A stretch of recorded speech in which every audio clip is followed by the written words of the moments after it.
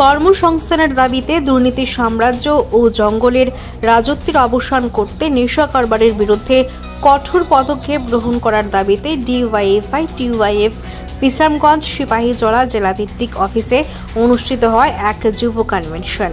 উপস্থিত ছিলেন ডিওয়াইএফআই রাজ্য সভাপতি কমরেড পলাশ ভৌমিক, ইন্দ্রজিৎ সাহা সহ আরও অন্যান্যরা। এর প্রাসঙ্গিক কয়েকটি কথা শুধু আপনাদের সামনে আমি তুলে ধরতে চাই।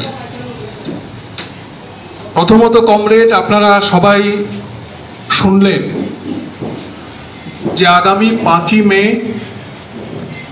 এই মুহূর্তে আমাদের রাজ্যের সবচেয়ে জ্বলন্ত 3-4টি বিষয়কে নিয়ে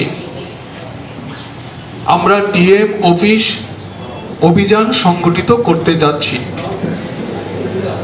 শুধুমাত্র সিপাহীজলাতে এই কর্মসূচি হবে, ঘটনা কিন্তু এমন না। আমরা ডিওয়াইএফআই এবং টিওয়াইএফ সিদ্ধান্ত নিয়েছি রাজ্যের 8টি জেলাতেই এই 3-4টি জরুরি বিষয় নিয়ে, তার সাথে জেলার কতগুলো জরুরি দাবি